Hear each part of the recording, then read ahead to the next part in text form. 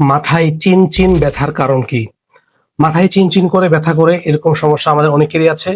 এর মধ্যে একটা হলো টেনশন, অর্থাৎ আমাদের যখন স্ট্রেস থাকে, টেনশন হয়, তখন কিন্তু এই চিনচিন ব্যথাটা হতে পারে। সাধারণত এই ব্যথাটা মাথার চারপাশে হয়ে থাকে, দীর্ঘক্ষণ পর্যন্ত ব্যথাটা হয়। আরেকটা হলো মাইগ্রেনের সমস্যা। মাইগ্রেনের সমস্যার কারণেও কিন্তু এরকম ব্যথা অনুভূত হতে পারে। তবে মাইগ্রেনের ব্যথাটা সাধারণত মাথার এক পাশে হয়। বমি বমি ভাব হওয়া, অনেক সময় বমি হয়ে যায়। আলু শব্দ এবং তীব্র গন্ধ শুনলে খারাপ লাগে।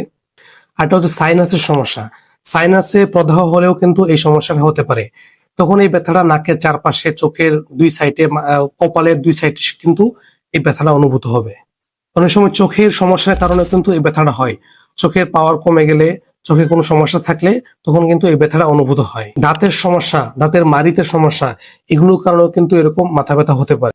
উচ্চ রক্তচাপ, নিম্ন রক্তচাপ, এগুলোর কারণেও কিন্তু এই রকমের ব্যথা অনুভূত হতে পারে। তো যখন আমাদের এই ব্যথা হবে, তখন আমাদের উচিত হলো একটু নীরব স্থানে যাওয়া, কিছুক্ষণ বিশ্রাম করা, একটু পানি পান করা, এবং তারপরেও ব্যথা না কমলে ঠান্ডা বা গরম থেরাপি নেওয়া। গরম থেরাপি আমি কখন নিব? যখন আমার সাইনাসের সমস্যা থাকবে, তখন আমি গরম থেরাপি নিব। একটি হেডেক রিলিফকে কিছুক্ষণ ওভেনের মধ্যে রেখে সেটাকে আমরা ব্যথার উপর দিব, তাহলে কয়েক মিনিটের মধ্যে ব্যথা কমে যাবে। আর যদি সাইনাসের সমস্যা ছাড়া অন্য যে কোনো কারণে মাথা ব্যথা হয়, তখন সেক্ষেত্রে আমরা হট থেরাপি নিব না, সেক্ষেত্রে আমরা কোল্ড থেরাপিটা নিব। এই হেডেক রিলিফ ক্যাপটা কিছুক্ষণ ফ্রিজের মধ্যে রেখে সেটাকে আমরা মাথার মধ্যে দিব। তাহলে কিন্তু কয়েক মিনিটের মধ্যে ওষুধ ছাড়া, পরিশ্রম ছাড়া আমাদের এই মাথা ব্যথাটা কমে যাবে।